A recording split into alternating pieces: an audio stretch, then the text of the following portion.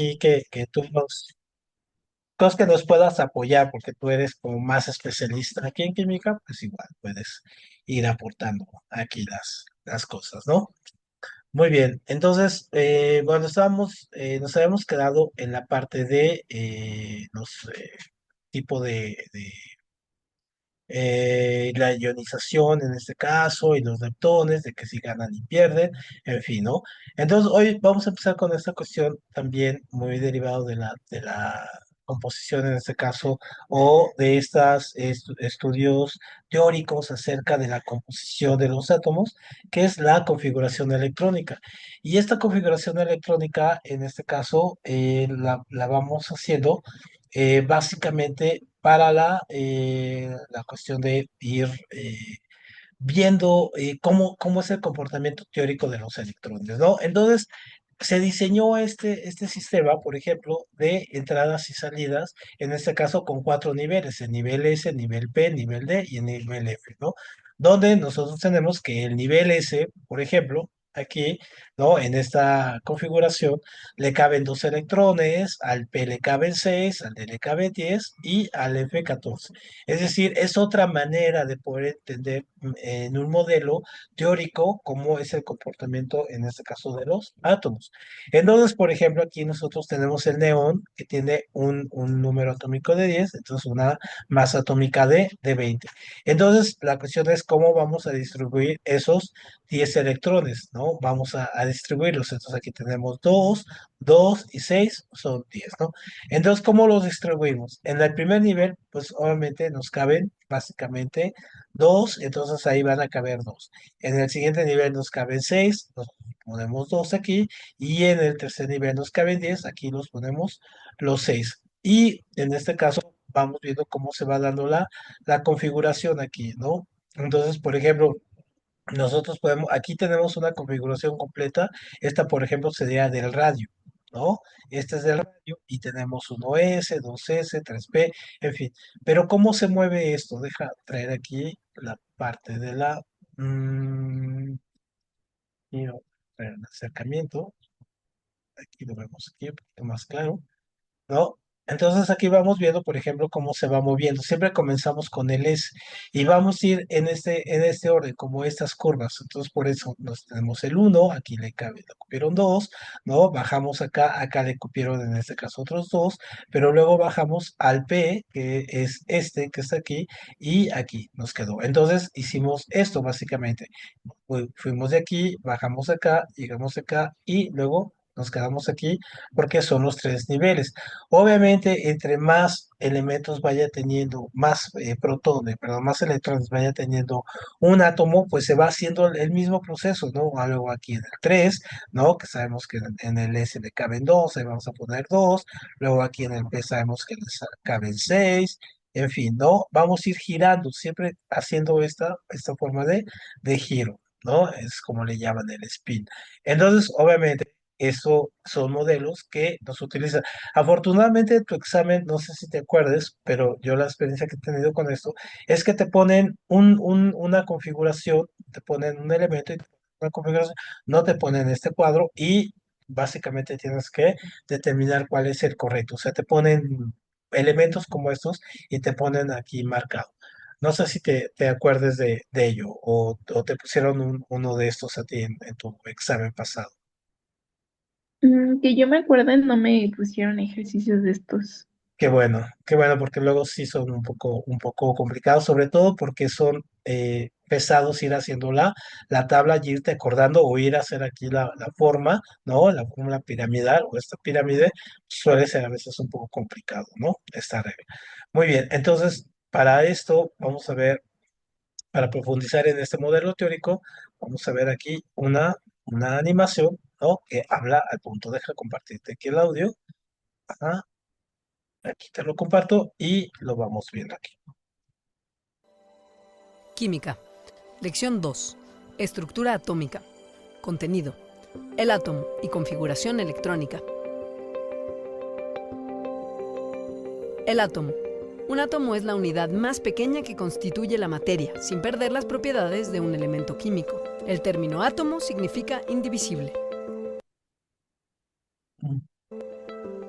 Los átomos están formados por partículas subatómicas. Las tres principales son: 1. El protón. Se encuentra en el núcleo del átomo y contiene una carga positiva. 2. El neutrón, que también se encuentra en el núcleo y no tiene carga. 3. El electrón, que orbita alrededor del núcleo y contiene una carga negativa. Los átomos tienen tres características principales: el número atómico, el número de masa y el peso atómico. Estas se determinan de acuerdo con las partículas subatómicas que contiene el átomo. 1. El número atómico se refiere al número de protones que contiene un átomo en su núcleo. Esta característica diferencia a unos elementos del otro. Por ejemplo, un átomo de oxígeno tiene 8 protones en su núcleo, por lo tanto, su número atómico es 8.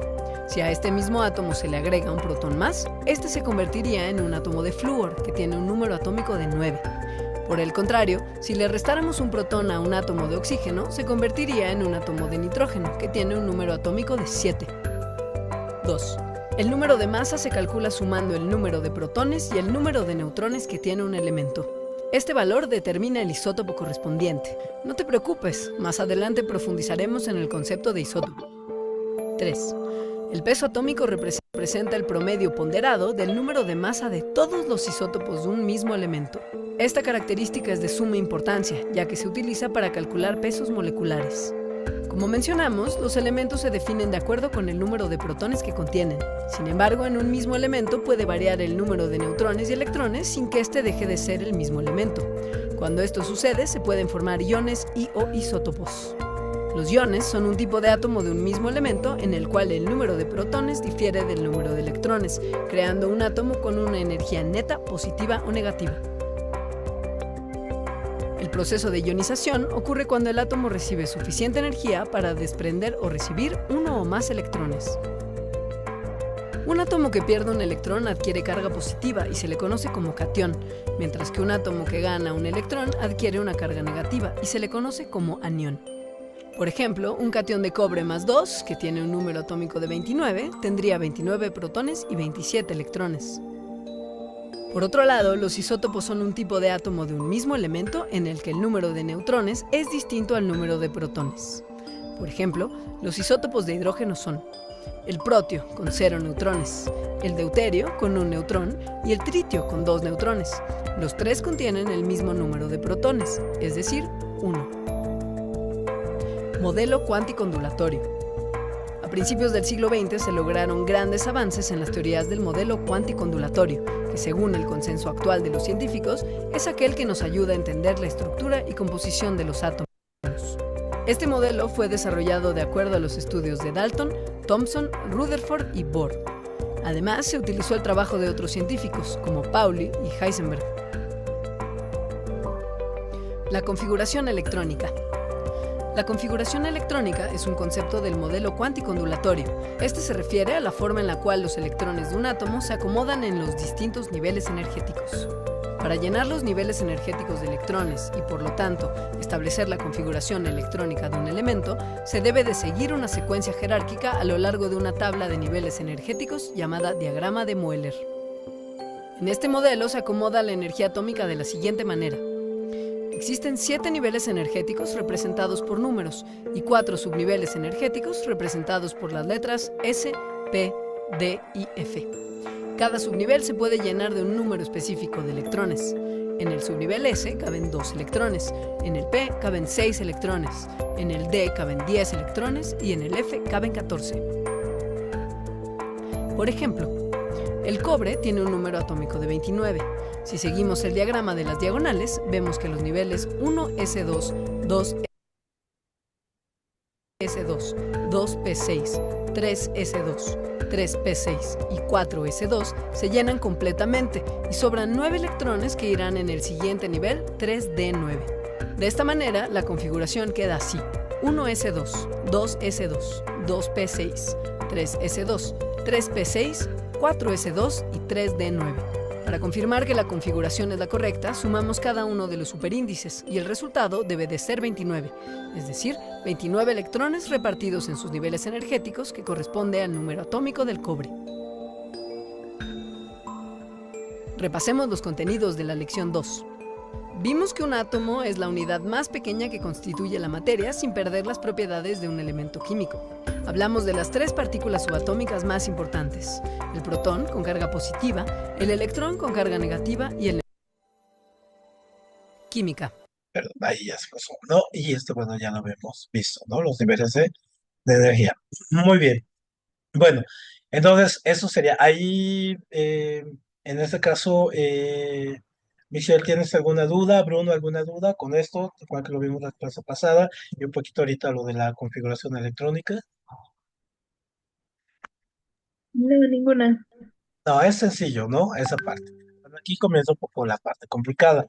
Primero, ¿qué es la tabla periódica? Pues la tabla periódica también es un sistema teórico que desarrolló en este caso Mendeleev, un ruso, que la...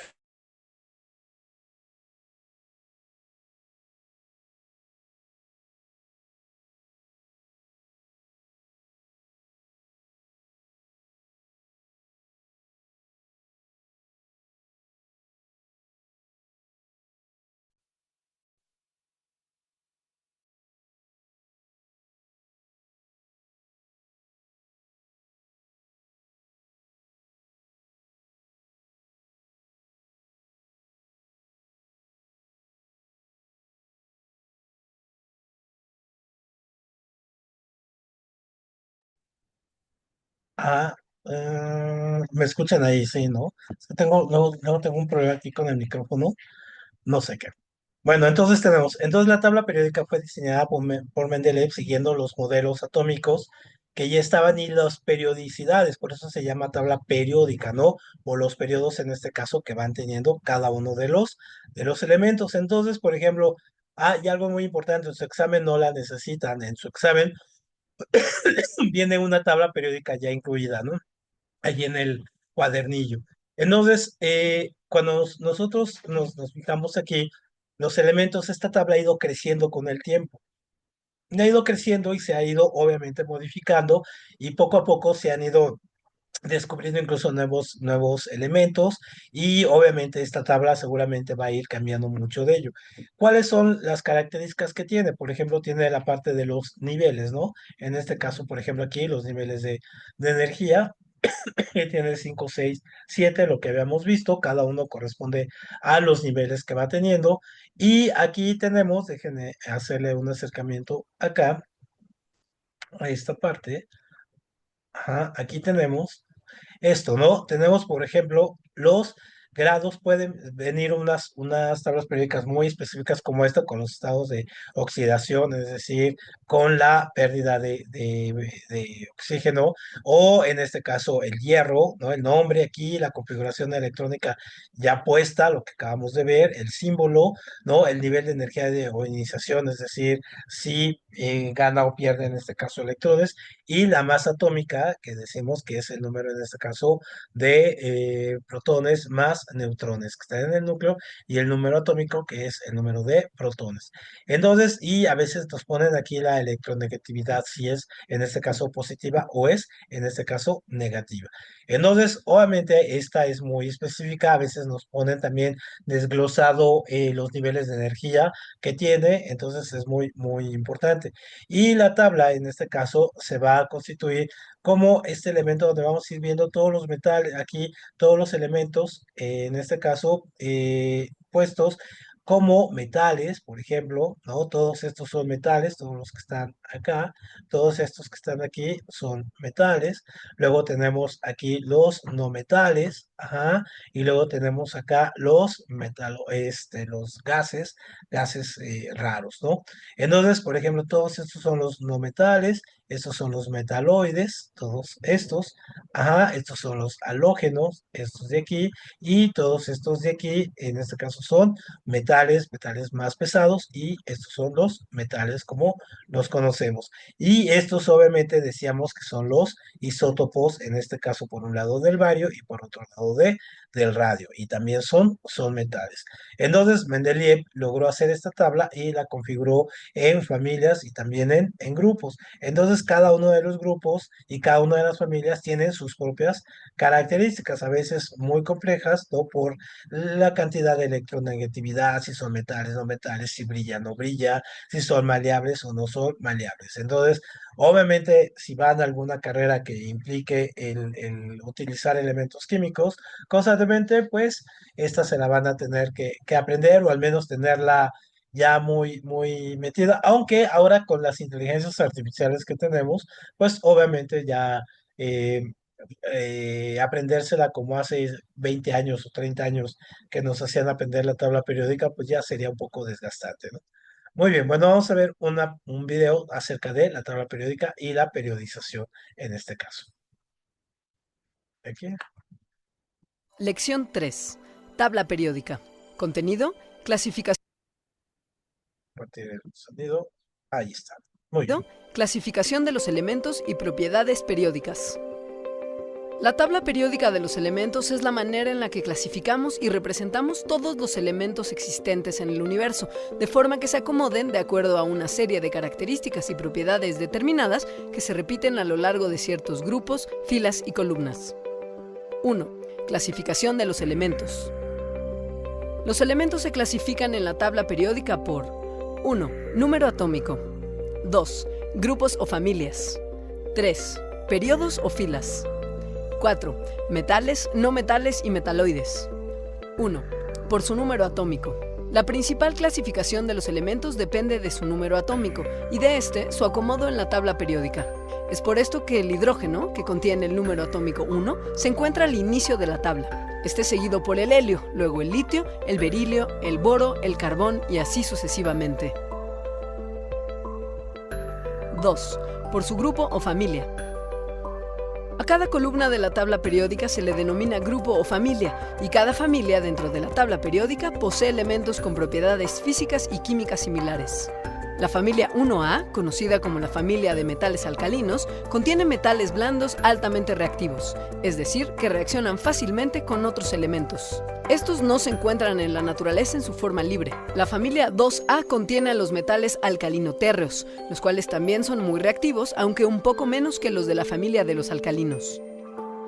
Después tenemos al grupo de familias de la 1B a la 8B, que son conocidos como metales de transición. Tienen altos puntos de fusión y ebullición, así como excelente conductividad eléctrica y son poco reactivos. Retomando a las familias A, tenemos el grupo de familias que van del 3A al 6A. Este grupo contiene varios metales, metaloides, gases y no metales. En general, este grupo de familias contiene elementos que son menos propensos a generar iones y por lo tanto a reaccionar. La familia 7A, conocida como la familia de los halógenos, contiene elementos altamente reactivos, por lo que no se encuentran de forma libre en la naturaleza y generalmente estos elementos se caracterizan por formar sales. La última familia A de la tabla periódica es la familia 8A o familia de gases nobles. Este grupo está formado por elementos que no reaccionan y son gases a temperatura ambiente ya que tienen puntos de ebullición bajos. Finalmente, existen dos grupos conocidos como elementos de transición interna, los lantánidos y los actínidos. Junto con los gases nobles, estos dos grupos fueron descubiertos en una etapa posterior al resto de los elementos de la tabla. 3. Por periodos o filas. A las filas de la tabla periódica se les conoce como periodos. Cada periodo posee una transición entre elementos de forma muy similar. Es decir, se puede encontrar el mismo patrón de cambios en propiedades físicas y químicas al transcurrir por los elementos de los periodos de izquierda a derecha. Generalmente se inicia por elementos metálicos, luego no metálicos y finaliza con gases nobles. 4. Por metales, no metales y metaloides. Los metales son elementos fácilmente maleables y funcionan como excelentes conductores de electricidad. A temperatura ambiente, los metales generalmente son sólidos, a excepción de unos pocos, como el mercurio. Los metales pierden electrones fácilmente para formar cationes. Los no metales son poco maleables y no conducen la electricidad fácilmente. Se encuentran en forma de gases, líquidos y sólidos. Generalmente ganan electrones para formar aniones y son agentes oxidantes. Los metaloides comparten propiedades físicas y químicas tanto de los metales como de los no metales, dependiendo de cómo reaccionan. Estos elementos pueden ser utilizados como semiconductores eléctricos. Propiedades periódicas. El acomodo de la tabla periódica no solo está basada en su clasificación, sino que existen propiedades periódicas que se manifiestan de mayor forma conforme uno avanza en alguna dirección de la tabla periódica. Existen 4 propiedades periódicas principales.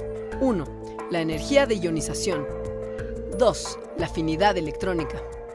3. La electronegatividad. 4. El radio atómico. 1. La energía de ionización se refiere a la energía requerida por un elemento para desprenderse de un electrón y convertirse en un ion positivo. Esta energía aumenta en la tabla periódica de izquierda a derecha al subir de familia y de abajo hacia arriba al bajar de periodo. 2. La afinidad electrónica se refiere a qué tan fácil es que un átomo acepte un electrón. Esta propiedad aumenta en las mismas direcciones que la energía de ionización. 3. La electronegatividad es la fuerza con la que un elemento atrae electrones hacia sí mismo cuando forma parte de un compuesto químico.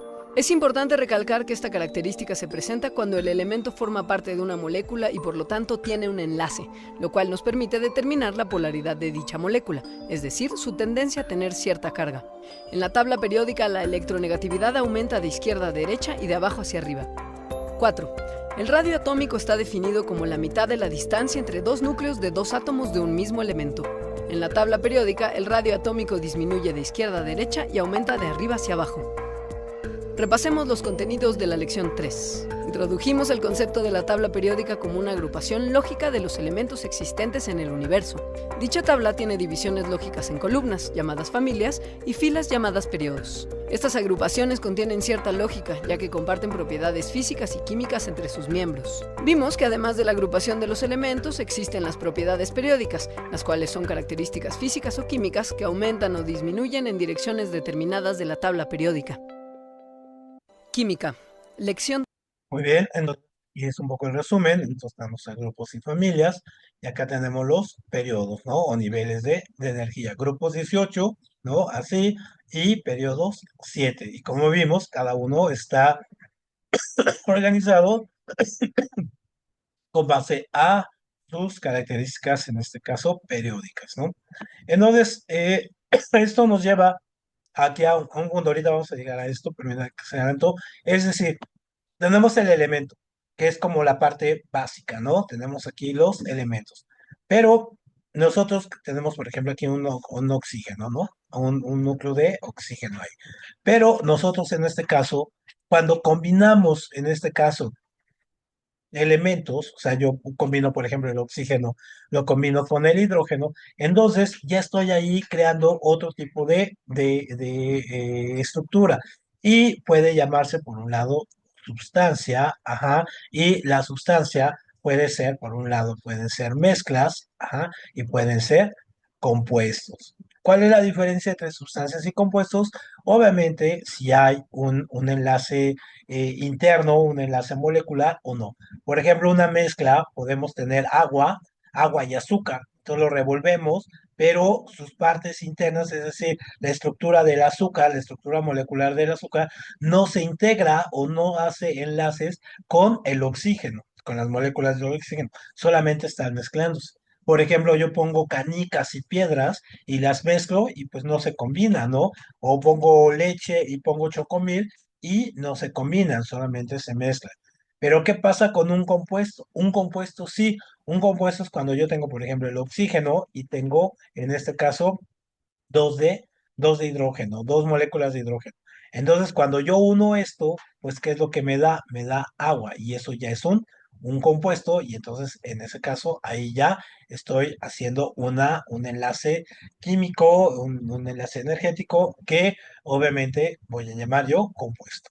Ujú. Entonces, es importante aquí saber, por ejemplo, cuáles, en este caso, elementos se pueden unir, ya sea si son metales, no, metales con no metales, no metales con metales, en fin, el hidrógeno con un metal, el oxígeno con un metal, en fin, y eso nos va a dar lo que se llama nomenclatura, en este caso química, ¿no?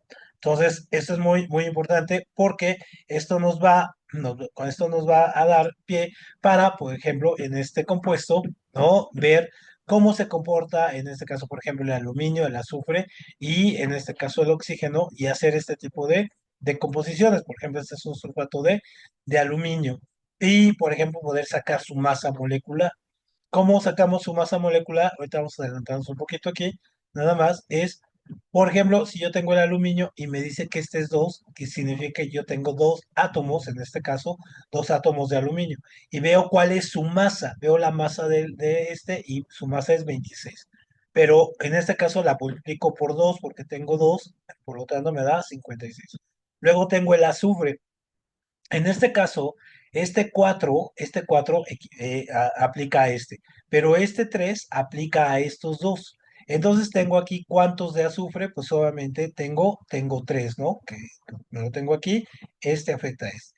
Entonces pongo al azufre, pongo 3 átomos de azufre y cuál es la masa atómica del azufre es 32.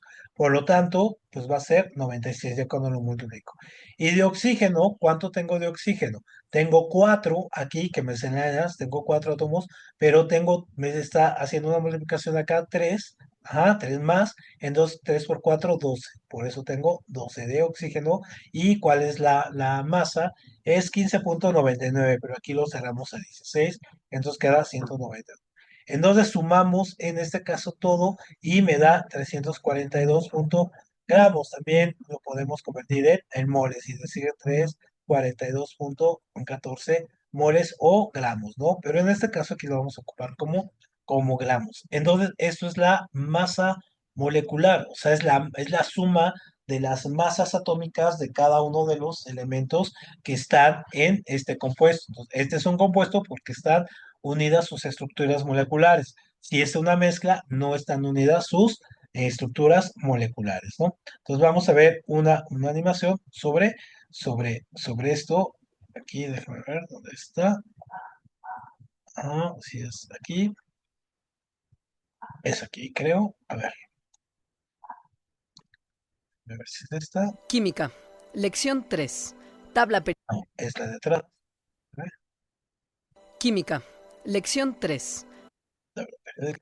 Seguimos aquí, permítame un segundito. Ya la tenía. Ah, Química. Lección 2. Se me está perdiendo, permítame. Ah, creo que es esta. Química. Lección 2. Ah, no. Estructura atómica. Permítame un segundo. Aquí está. Ah, ah, ya, ya, ya. ¿Dónde se quedó? Química. ¿No? Lección 3. No. Química. Se repitió, permítame, déjame buscar Química. la de las sustancias, sino aquí la ponemos en estos. Se perdió esa. Ujú. La de los. Ah, aquí, ahorita se las pongo, permítame. Química. Aquí, ahora se las comparto y la vemos. Ujú. Listo, ahora sí. Lección 1. Sustancias. Contenido, sustancias puras y mezclas. Empecemos a estudiar química repasando los temas más básicos. Recuerda que al igual que el resto de las materias, entre más practiques en la sección de trivias en tu cuenta de Unitips, mejor te irá en el examen. Una sustancia es una especie de materia que está formada por una composición bien definida de una o varias unidades. Las sustancias se dividen en sustancias puras y mezclas. Una sustancia pura es un tipo de materia con composición constante y con características que la diferencian de otras sustancias. Existen dos tipos de sustancias puras: elementos y compuestos. Los elementos son las unidades más pequeñas con características en común en las que se puede descomponer una sustancia por medio de métodos químicos. Son la forma básica en la que encontramos las sustancias en la naturaleza y se componen de átomos idénticos. En otras lecciones de química profundizaremos y aprenderemos más acerca de los átomos. Por el momento, solo debemos entender que un átomo es la partícula más pequeña en la que un elemento puede ser dividido sin perder sus propiedades químicas. Algunos ejemplos de elementos químicos son el oxígeno, el oro, la plata y el carbono. Los compuestos son sustancias formadas por la unión de dos o más átomos. Estos pueden ser de uno, dos o más elementos. Al formarse, los compuestos obtienen nuevas características químicas que son distintas a las de los átomos que los formaron y solo pueden descomponerse en sustancias más pequeñas a través de procesos químicos. Algunos ejemplos son el agua, la sal y el alcohol etílico. A diferencia de las sustancias puras, una mezcla está formada por dos o más sustancias y mantiene las propiedades de cada una de ellas por separado. Las mezclas están formadas por un disolvente y un soluto. El disolvente es la sustancia que se encuentra en mayor cantidad, mientras que el soluto se encuentra en menor cantidad. No están unidos químicamente, por lo tanto, pueden ser separados por medio de procesos físicos. Las mezclas se clasifican por 1. La visibilidad de sus componentes. 2. El tamaño de las partículas del soluto. 3. La cantidad de soluto disuelto. Visibilidad de sus componentes. Por su visibilidad, las mezclas se dividen en heterogéneas y homogéneas.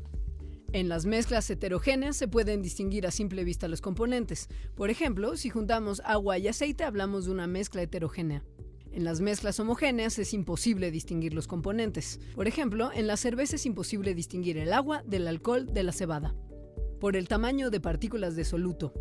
Se clasifican en 1. Soluciones. 2. Coloides. 3. Suspensiones. En las soluciones es imposible distinguir al soluto del disolvente y se caracterizan por tener partículas de soluto con un tamaño menor a 1 nanómetro. Además, estas partículas no sedimentan, es decir, se mueven constantemente. Algunos ejemplos son una bebida gaseosa y el aire que respiramos. Los coloides son un punto intermedio entre las soluciones y las suspensiones, ya que el tamaño de las partículas de su soluto se encuentra entre 1 y 100 nanómetros. Las partículas de los coloides no sedimentan, pero generan un efecto peculiar de dispersión de luz llamado el efecto Tyndall. Ejemplos de coloides son la espuma de afeitar, la niebla o los aerosoles. Las suspensiones son aquellas que contienen partículas mayores a 100 nanómetros y por lo general las puedes ver. El soluto se encuentra suspendido dentro del disolvente. Si se dejan en reposo, el soluto se separa del disolvente y se va al fondo. Un ejemplo son las pinturas vinílicas. Por la cantidad de soluto disuelto, se dividen en 1. Diluidas. 2. Concentradas. 3. Saturadas. 4. Sobresaturadas. Las mezclas diluidas presentan pocas características del soluto y muchas del disolvente. Esto implica que la concentración del soluto es baja. Las mezclas concentradas presentan altas características del soluto, por lo que se puede decir que tienen una concentración de soluto mediana o alta. Las mezclas saturadas contienen la máxima cantidad de soluto que se puede disolver en el disolvente a temperatura y presión ambientales.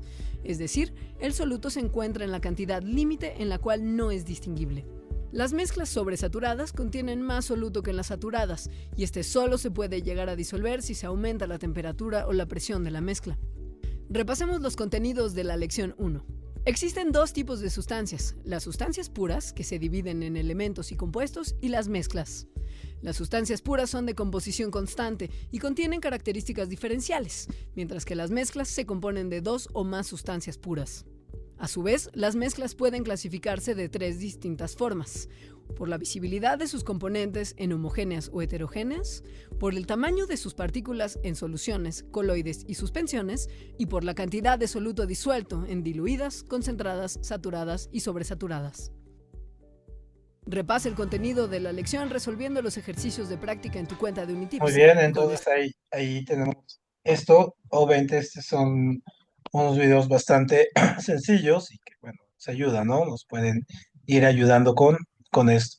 Entonces, obviamente ya entendiendo la diferencia, por ejemplo, aquí pasamos a esta parte de las moléculas. Y vamos a ver, en este caso, nos da un poquito de tiempo, ver la parte de lo que le llamamos la nomenclatura química.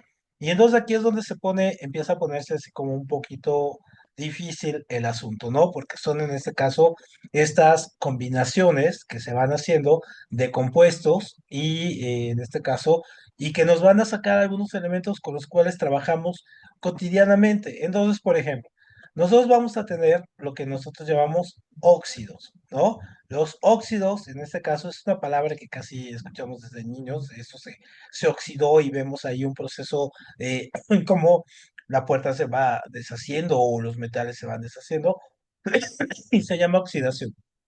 Entonces, ¿por qué? Porque se van a unir en este caso un oxígeno más un metal. Entonces, por eso usualmente los procesos de oxidación los vemos en las puertas, en los metales, en cosas que tienen en los coches que están hechos de metal y los vemos ahí, ¿no?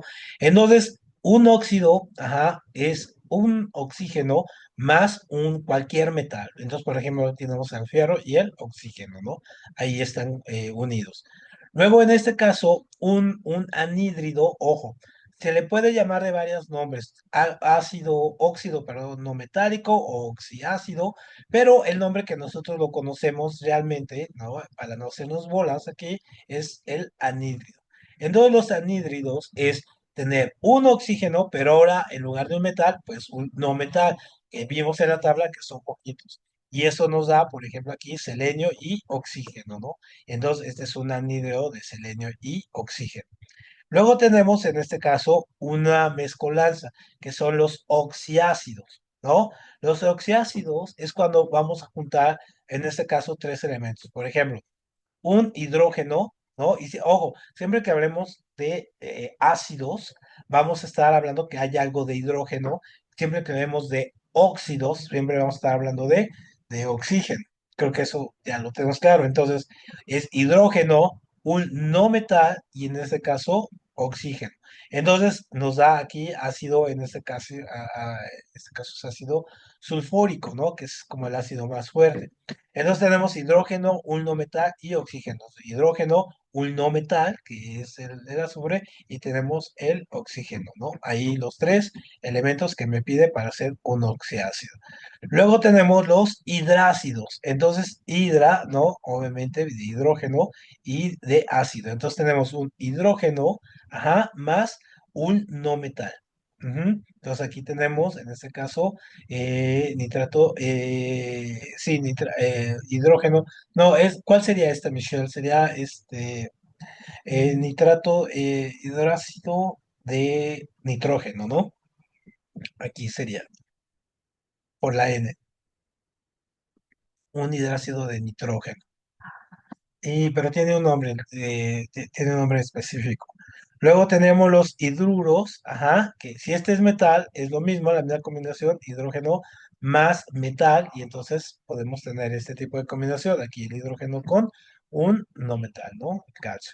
Y luego tenemos las bases o hidróxidos. Estas sí las podemos encontrar con los dos nombres, es muy común que se puedan encontrar ahí, y vamos a tener, es decir, un óxido básico, es decir, uno como esto, que es decir, oxígeno de metal, más agua, más la molécula del agua, el H2O, y vamos a tener esta forma.